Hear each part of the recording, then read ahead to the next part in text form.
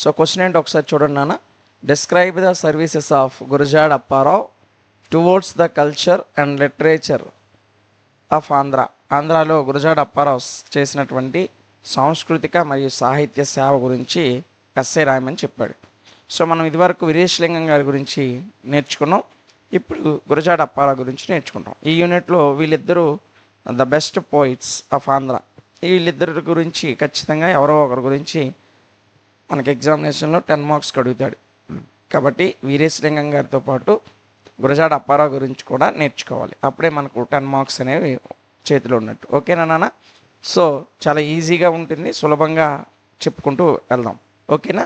ఒక 10 నిమిషాలు మీ కాన్సన్ట్రేషన్ని క్లాస్ మీద ఉంచండి. ఈజీగానే క్వశ్చన్ మీకు అర్థమవుతుంది. Andhra can be proud of the great Gurajada Apparao.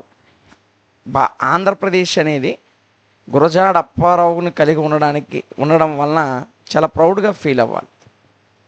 ఎందుకంటే గురజాడ అప్పారావు గారు చాలా అత్యున్నతమైనటువంటి పోయిట్, చాలా పేరుగాంచినటువంటి రచయిత. ఇతని గురించి చెప్పుకోవాలంటే who was the writer of modern age and reformer and popular poet and also dramatist, critic and finally awakener of Telugu people. ఇలా ఆయన గురించి చెప్పుకుంటే ఆయన ఒక మోడర్న్ పోయిట్, మోడర్న్ ఏజ్కి సంబంధించినటువంటి ఒక మంచి రైటరు, అదేవిధంగా రిఫార్మర్ సంఘ సంస్కర్త, పాపులర్ పోయిట్ అంటే జనాదరణ పొందినటువంటి రచయిత, డ్రామాటిస్ట్ అంటే డ్రామాలు రాయడంలో పేరు పొందినటువంటి గొప్ప రచయిత, అదేవిధంగా క్రిటిక్ విమర్శనాత్మకుడు, and finally the awakener of Telugu people. Awakener of Telugu people అంటే సమాజంలో ఉన్నటువంటి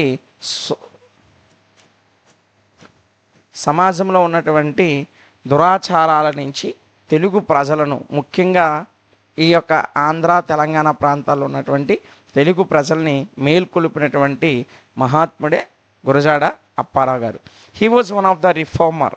ఇతను కూడా ఒక సంఘ సంస్కర్త. He was one of the reformer,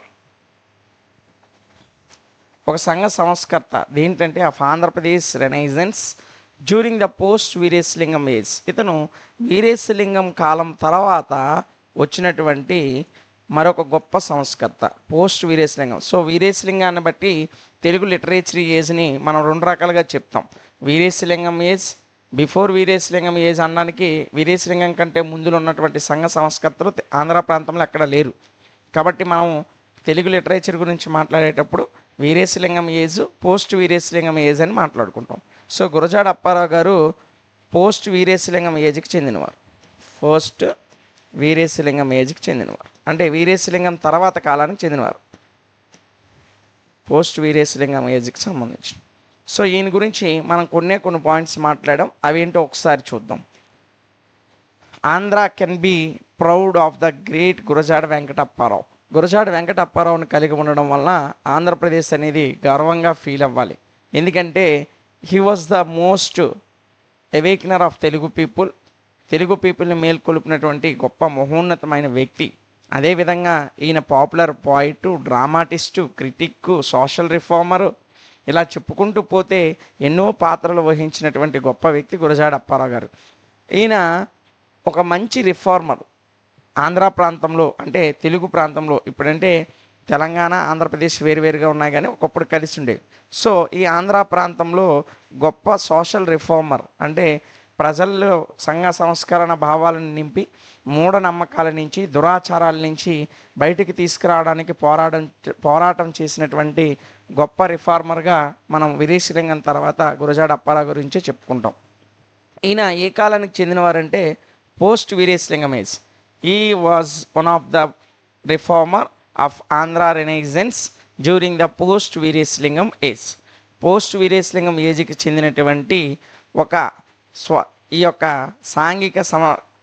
సాంఘిక దురాచారాలు ఏవైతే ఉన్నాయో ఆ సాంఘిక దురాచారాల నుంచి తెలుగు పీపుల్ని మేల్కొల్పినటువంటి గొప్ప వ్యక్తే గురజాడ వెంకట అప్పారావు. అయితే ఈయన ఎక్కడ పుట్టాడు, ఏంటి ఈయన కథ ఏంటో ఒకసారి చూద్దామమ్మా. సో ఈయన ఎప్పుడు పుట్టారంటే 13th నవంబర్ 1861. ఎప్పుడు పుట్టారమ్మా? 13th November 13th November 1861 November 13, 1861 సంవత్సరంలో పుట్టారు. ఎక్కడ పుట్టారంటే రాయవరం విలేజ్. ఎక్కడమ్మా? రాయవరం విలేజ్. ఇది యలమంచిలి తాలూకా.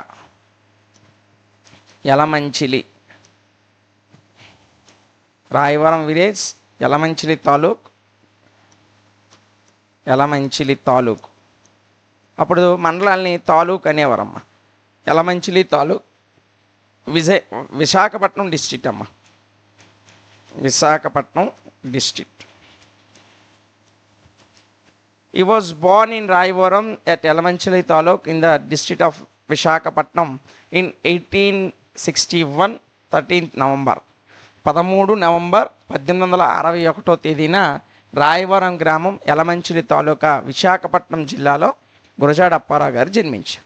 అయితే ఈయన ఎడ్యుకేషన్ ఏ విధంగా సాగింది, ఆ తర్వాత ఈయన ఏ పదవులను అలంకరించాడో ఒకసారి మనం చూసుకున్నట్లయితే, ఈయన ఎడ్యుకేషన్ వచ్చేసి ఈయన స్కూలింగ్ మొత్తం కూడా Gurajada schooling has completed at Cheepurupalli, Vizianagaram district. Vizianagaram జిల్లాలోని చీపురుపల్లి అనే గ్రామంలో ఈయన యొక్క స్కూలింగ్ మొత్తం జరిగిందమ్మా. చీపురుపల్లి డిస్ట్రిక్ట్ వచ్చేసి విజయనగరం. ఈయన స్కూలింగ్ అంటే 1 to 10th క్లాస్ వరకు, అంటే 10వ తరగతి వరకు కూడా ఈయన స్కూలింగ్ ఎక్కడ జరిగిందంటే చీపురుపల్లి విలేజ్లో జరిగింది. At the age of 16 he was studying the college of Maharaja college, Vizianagaram. ఈయన కాలేజీ ఏజ్ మొత్తం ఎక్కడ గడిపారంటే మహారాజా కాలేజీలో జరిపారు. కాలేజ్ ఎక్కడమ్మా? మహారాజా కాలేజ్, విజయనగరం. మహారాజా కాలేజ్ విజయనగరం. ఇది ఈయన యొక్క ఎడ్యుకేషన్ అమ్మ. ఈయన స్కూలింగ్ మొత్తం వచ్చేసి చీపురుపల్లి. ఈ was studying the schooling at Vizianagaram, Cheepurupalli village. He was studying at college age at Maharaja college, Vizianagaram. Maharaja college విజయనగరంలో ఈయన తన కాలేజీ జీవితాన్ని, ఆ పక్కనే ఉన్నటువంటి చీపురుపల్లి గ్రామంలో స్కూలింగ్ ఏజ్ అంటే విద్యార్థి జీవితాన్ని మొత్తం అక్కడ గడిపాడు. సో ఇంటర్మీడియట్ నుంచి ఈయన గ్రాడ్యుయేషన్ వరకు ఎక్కడ చదివారంటే విజయనగరంలో చదివారు. అయితే he got BA degree with first class. ఈయన బిఏ డిగ్రీని ఫస్ట్ క్లాస్లో పాస్ అయ్యారమ్మా. ఏ సంవత్సరంలోనంటే 1886లో. ఎప్పుడమ్మా? 1886 సంవత్సరంలో ఈయన తన బ్యాచిలర్ డిగ్రీని కంప్లీట్ చేశారు. ఇది కూడా మహారాజా కాలేజీలోనే. చూడండి, ఎడ్యుకేషన్ అంటే 3 పాయింట్లు రాయాలి.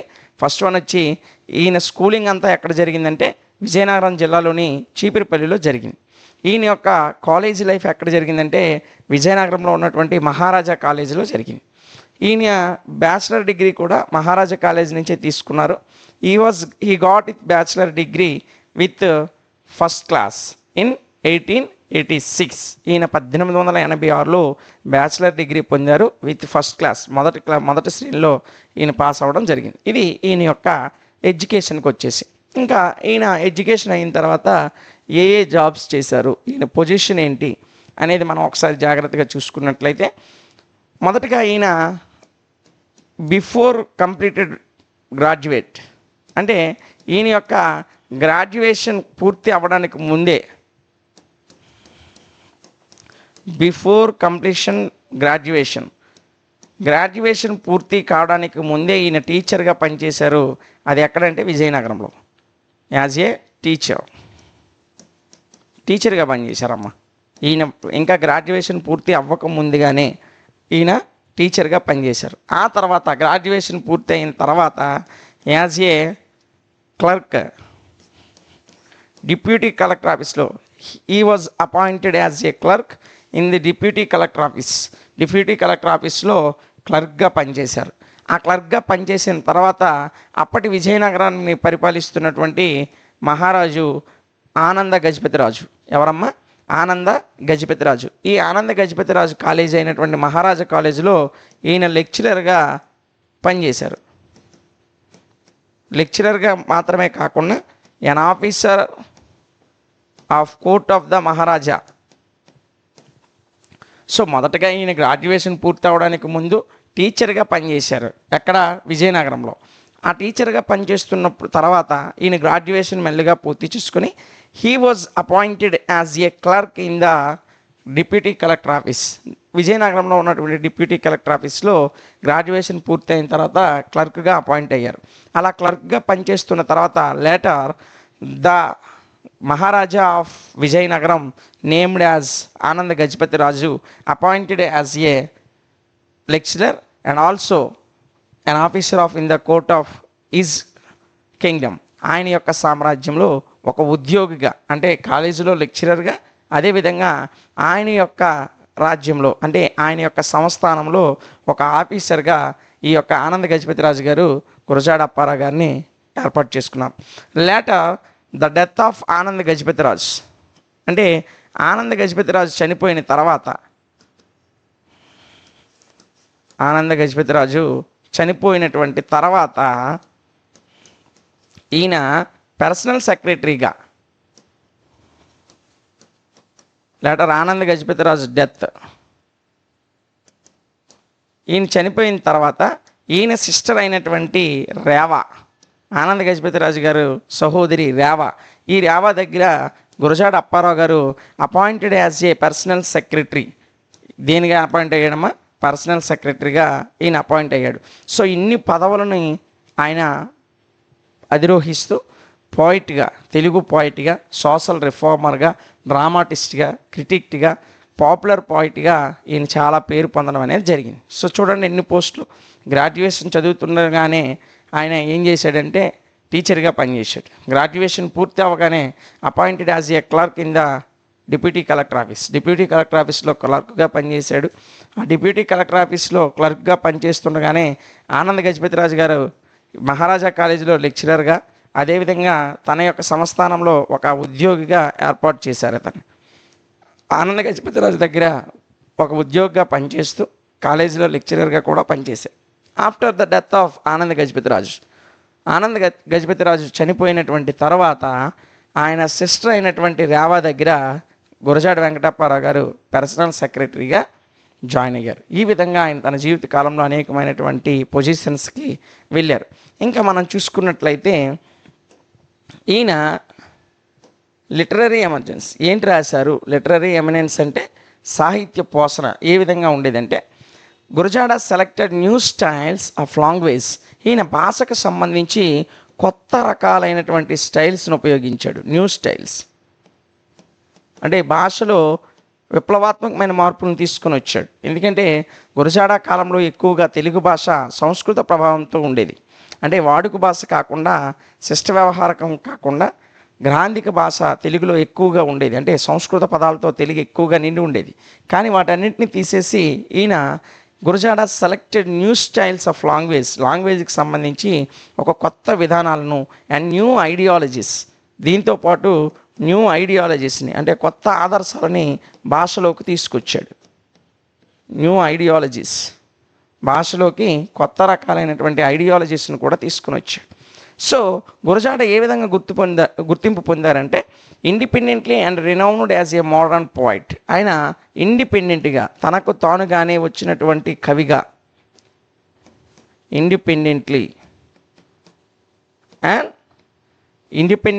అండ్ రినౌన్డ్ అంటే తనకు తానుగా సొంతగా గుర్తింపు పొందినటువంటి కవి. Is in a modern poet. So మనం గురజాడ గురించి చెప్పుకోవాలంటే Gurajada selected new styles of language and ideologies independently and renowned as a modern poet.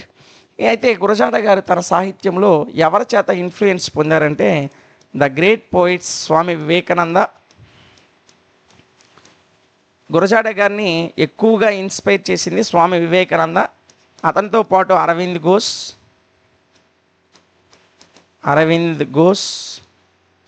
ఈయనతో పాటుగా ఇంకొక ముఖ్యమైన వ్యక్తి ఉన్నారు, అతనే రవీంద్రనాథ్ ఠాగూర్. వీళ్ళు ముగ్గురు గురజాడి గారి లిటరసీని అంటే గురజాడి గారి రచనలన్నింటిలో కూడా గురజాడి గారిని ఎక్కువగా ప్రభావితం చేసింది ఎవరంటే వీళ్ళు ముగ్గురు, స్వామి వివేకానంద, అరవింద్ ఘోష్, ఠాగూర్. వీళ్ళు ముగ్గురు కూడా గురజాడ గారిని ఎక్కువగా ఇన్ఫ్లుయెన్స్ చేయడం జరిగింది. అంటే వీరి రచనల ద్వారా గురజాడ గారు ఇన్ఫ్లుయెన్స్ పొందారు.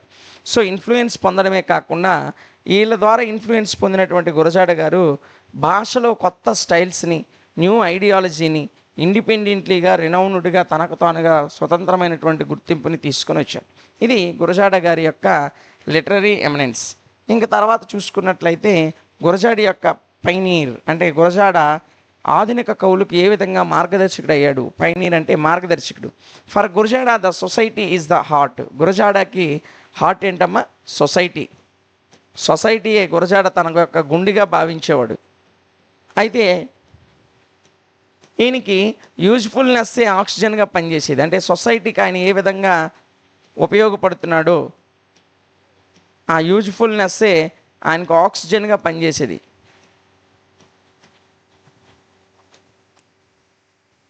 ఆక్సిజన్ ఏంటమ్మా? యూజ్ఫుల్నెస్. చూడండి, Gurajada garu for Gurajada the society is the heart and usefulness is the oxygen. So ఆయనకి సమాజమే గుండె, సమాజానికి ఉపయోగపడమే ఆ గుండెకి కావలసినటువంటి ఆక్సిజన్. ఈ విధంగా సమాజానికి ఒక మార్గదర్శకుడిగా పనిచేశాడు. He continued is writing. ఈయన తన రచనలను కొనసాగిస్తూ with a view to extend is literature for the purpose of social values and also solve the problems of social problems. అంటే ఈయన తన రచనని ఈ కంటిన్యూడ్ ఈజ్ రిటర్న్స్, ఈయన యొక్క రచనను కొనసాగిస్తూ ఆయన యొక్క వ్యూ ఏ విధంగా ఉందో, అంటే ఆయన యొక్క ఆలోచనలు, ఆయన యొక్క అభిప్రాయాలు ఏ విధంగా ఉన్నాయో వాటికి అనుగుణంగా రచనలు కొనసాగించి ఆ రచనల్ని దేనికోసం ఉపయోగించాడంటే సోషల్ వాల్యూస్ కొరకు, అంటే సాంఘిక విలువల కోసము ఆయన అనేక రచనలు చేశాడు, సోషల్ వాల్యూస్ కోసం. అదేవిధంగా సాల్వ్ ద సోషల్ ప్రాబ్లమ్స్, అంటే సమాజంలో ఉన్నటువంటి కొన్ని ప్రాబ్లమ్స్ని సాల్వ్ చేయడానికి కూడా ఆయన యొక్క రచనలు ఎంతగానో ఉపయోగపడ్డాయి. ఇవి ఆయనకి సంబంధించి. సో ఈయన ఏ వ్యూతో రాసేవారు? తన యొక్క సొంత వ్యూతో, తనకున్న సమాజం మీద తనకున్నటువంటి అభిప్రాయాలతో ఈయన తన యొక్క రైటింగ్స్ని కంటిన్యూ చేశాడు. He continued his writings with a view to extend his literature. ఆయన యొక్క భావాలకు అనుగుణంగా ఆయన సాహిత్యాన్ని కొనసాగించి దాన్ని ఎక్స్పాండ్ చేశాడు, విస్తరించాడు. For the purpose of social values. ఇవి అన్ని రచనలు కూడా ఏ పర్పస్ మీద రాశారంటే సోషల్ వాల్యూస్ కొరకు రాశారు. సోషల్ వాల్యూస్ కొరకే కాకుండా సాల్వ్ ద సోషల్ ప్రాబ్లమ్స్, సమాజంలో ఉన్నటువంటి సమస్యలను కూడా సాల్వ్ చేయడానికి ఈయన యొక్క రచనలు ఎంతగానో ఉపయోగపడ్డాయి. ఆ తర్వాత ఈయన గురించి చూసుకున్నట్లయితే ఈయన్ని ప్రజాకవి అని పిలిచేవారు. ఏమని పిలిచేవారమ్మా? ప్రజాకవి, పీపుల్స్ పోయిట్. ఎందుకు ఎలాగంటే ప్రజల కొరకే తన రైటింగ్స్ మొత్తము ఏ రాజుకో లేకపోతే ఇంకెవరికో అంకితం ఇచ్చి వారి దగ్గర నుంచి డబ్బులు తీసుకొని కాలాన్ని గడపడానికి కాకుండా సమాజంలో జరుగుతున్న దురాచారాలని తన రచనల ద్వారా ధిక్కరించి సమాజ మార్పు కొరకు, సమాజ అభ్యున్నతి కొరకు కష్టపడ్డాడు. కాబట్టి గురజాడని పీపుల్స్ పోయిట్, ప్రజాకవి అని పిలుస్తారు. అందుకే ఈయన గురించి ఇందులో మనం ఒక ముఖ్యమైనటువంటి 2 పాయింట్లు చూసుకున్నట్లయితే, ఈ adapted the vehicle of people's language. ఈయన ప్రజలు మాట్లాడేటువంటి భాషను వెహికల్గా తీసుకున్నాడు. వెహికల్గా ఏం తీసుకున్నాడమ్మా? ఈయన ప్రజలు మాట్లాడేటువంటి భాష, పీపుల్స్ లాంగ్వేజ్. నేను ఆల్రెడీ మీకు చెప్పి ఉన్నానమ్మా. ఏం చెప్పాను?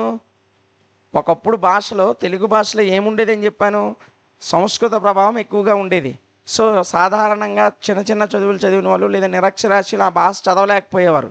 అందుకే ఈయన ఏం చేశాడంటే ప్రజలందరూ మాట్లాడుతున్న మాటలు, అంటే ఇప్పుడు మనం వాడుకలో ఏ ఏ పదాలు అయితే మాట్లాడుతున్నామో ఆ పదాల ద్వారా ఈయన రచనలు చేశాడు. అందువల్ల సాధారణ ప్రజలు కూడా ఈయన రచనలు చదవడానికి చాలా ఉపయోగకరంగా ఉండేవి. అందువల్ల ఇతను ప్రజాకవి, మన భాషలోని మనకు అర్థమయ్యేటట్టు రాస్తున్నాడని చెప్పి ఈయన్ని పీపుల్స్ పోయిట్గా పిలిచేవారు. అందుకే ఈయన గురించి చెప్తే ఈ adapted the vehicle of people's language, ప్రజలు మాట్లాడే భాషని వెహికల్గా ఆయన అడాప్ట్ చేసుకున్నాడు.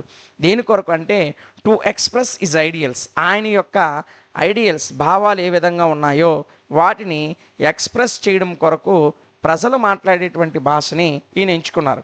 అదేవిధంగా is ideals of new life for modern values of life. కొత్త జీవితం కొరకు, ఆధునిక జీవితం కొరకు, ఆధునిక ప్రజలకు కూడా అర్థమయ్యే విధంగా ఈయన ప్రజల యొక్క భాషని తన యొక్క రచనలకు ఉపయోగించుకున్నారు. సో ఈయన ఎంతగా ఇన్ఫ్లుయెన్స్ చేశారంటే స్పోకెన్ లాంగ్వేజ్ మూమెంట్ అనేది అప్పుడు మన ఆంధ్రప్రదేశ్లో జరుగుతుంది. ఏ మూమెంట్ అమ్మా? Spoken language movement. ఇలా అంటే మీకు అర్థం అవుదేమో, వ్యవహారిక భాషోద్యమము, స్పోకెన్ లాంగ్వేజ్ మూమెంట్. ఈ యొక్క మూమెంట్ని ఎవరు తీసుకొచ్చారంటే గిడుగు వెంకటరామూర్తి గారు తీసుకొచ్చారు. గ్రాంధిక భాషలో ఉంటే సాధారణ ప్రజలు చదవలేకపోతున్నారు కాబట్టి రచనలన్నీ కూడా వ్యవహారిక భాషలో, ప్రజలు మాట్లాడుతున్న భాషలోకి రావాలి అని చెప్పి స్పోకెన్ లాంగ్వేజ్ మూమెంట్ని తీసుకొని వచ్చిన వ్యక్తి గిడుగు రామూర్తి గారు. ఆయనకి సపోర్ట్గా తన యొక్క రచనలన్నింటినీ కూడా ఈ యొక్క స్పోకెన్ లాంగ్వేజ్లోనే, అంటే పీపుల్స్ లాంగ్వేజ్లోనే రాసినటువంటి మహోన్నతమైనటువంటి కవిగా మనం ఎవరి పేరు చెప్పుకుంటామంటే గురజాడ గారి పేరుని చెప్పుకుంటాం. ఇంకా ఈయన గురించి చివరిగా చూసుకున్నట్లయితే రొమాంటికిజం. ఈ రొమాంటికిజం ఏంటంటే ఈయన ఆల్రెడీ ఎవరి చేత ఇన్ఫ్లుయెన్స్ అయ్యాడని చెప్పాం? స్వామి వివేకానంద అని చెప్పాం. స్వామి వివేకానంద, అదేవిధంగా అరవిందో ఘోష్, అదేవిధంగా ఠాగూర్, వీళ్ళు ముగ్గురు చేత ఈయన ఎక్కువగా ఇన్ఫ్లుయెన్స్ అయ్యాడని మనం చెప్పాం. వీళ్ళు ముగ్గురితో ఇన్ఫ్లుయెన్స్ అయ్యి తన రచనలో రొమాంటికిజంని ప్రదర్శిస్తూ ఈయన రాసినటువంటి గొప్ప రచనే కాసులు. రొమాంటికిజానికి సంబంధించిన రచన ఏంటమ్మా? కాసులు. ఈ కాసులు అనే రచన ఈయన రచనల్లో ఉన్నటువంటి రొమాంటికిజాన్ని ప్రదర్శిస్తుంది. అంటే ఎంతో శృంగారభరితంగా, ఎంతో అందరికీ ఆప్యాయంగా, అందరినీ మెప్పించే విధంగా ఉన్నటువంటి చేసినటువంటి రచనే కాసులు. ఇది రొమాంటికిజానికి సంబంధించి. ఇక చివరగా ఈయన రాసినటువంటి ఈ ప్యాట్రియాటిక్ పాయిట్స్ ఏ విధంగా ఉంటాయో ఒకసారి చూద్దాం. ఈ ప్యాట్రియాటిక్ పాయిట్స్ అంటే ఏమి లేవమ్మా, ఈయన భారతదేశంలో ఐఎన్సి, ఇండియన్ నేషనల్ కాంగ్రెస్ అనేది స్వాతంత్రం కోసం పోరాడుతూ ఉంది. 1885లో స్టార్ట్ అయిందని మనం చెప్పాం. 86కి ఈయన బ్యాచిలర్ డిగ్రీ పూర్తి అయిపోయి ఈ కాంగ్రెస్ సమావేశాల్లో పాల్గొంటూ ఈయన డెరైవ్డ్ లెక్చర్స్, ఈయన అనేక ఉపన్యాసాలు కూడా ఇచ్చారు. ఈ ఇండియన్ ఇండిపెండెన్స్ కొరకు నేషనల్ కాంగ్రెస్తో పార్టిసిపేట్ చేస్తూ అనేకమైనటువంటి లెక్చర్స్ ఇచ్చాడు. ఆ సమయంలోనే వందే మాతరం మూమెంట్ జరుగుతుంది భారతదేశంలో. ఏ మూమెంట్ అమ్మా? వందే మాతరం. ఈ వందే మాతరం మూమెంట్ని ఇన్ఫ్లుయెన్స్గా తీసుకొని ఈయన రాసినటువంటి గొప్ప రచనే ముత్యాల సరాలు. ముత్యాల సరాలు. ఈ ముత్యాల సరలు అనేటువంటి రచన వందే మాతరం ఉద్యమాన్ని ఇన్స్పైర్గా తీసుకొని ఈయన రాసినటువంటి గొప్ప రచన. ఆ కాలంలో ఈ రచన అనేక మందిని మేల్కొల్పింది. ఇంకా చూసుకున్నట్లయితే సమాజం కొరకు చూడండి, సమాజం కొరకు వార్ ఆఫ్ ద ఈ సూపర్ సెషన్స్, అంటే మనకి సాంఘిక దురాచారాలు, మూఢనమ్మకాలు ఉంటాయి కదమ్మా, వీటిని వ్యతిరేకిస్తూ ఈయన గొప్ప రచనలు చేశాడు. అందులో ఒకటే కన్యాశుల్కం. సో ఈ కన్యాశుల్కం ద్వారా కట్నాలు తీసుకోవడము, ఇవ్వడము రెండూ తప్పే అని సమాజంలో అనేకమైనటువంటి ఇన్ఫ్లుయెన్స్, చాలామంది ప్రజల్లో మార్పు తీసుకొని వచ్చాడు. అదేవిధంగా ఇంకా చూసుకున్నట్లయితే కన్యాశుల్కం, వరకట్నం, ఈ రెండు ఒకలాంటివే. వరకట్నం, అదే చిన్న పిల్లలకి చైల్డ్ మ్యారేజెస్ని ఈయన నిరసిస్తూ ఈయన రాసినటువంటిది పొత్తడి బొమ్మ పూర్ణమ్మ. పొత్తడి బొమ్మ పూర్ణమ్మ.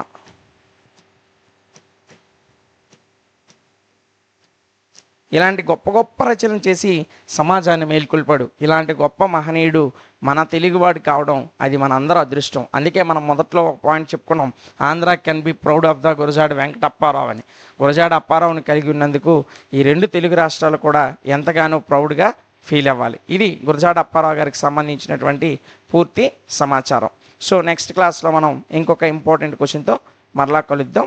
సో మీరు క్వశ్చన్ నేర్చుకునేటప్పుడు ఒక క్వశ్చన్ బాగా వచ్చిన తర్వాత ఇంకో క్వశ్చన్ నేర్చుకోండి, అప్పుడే ఈజీ అవుతుంది.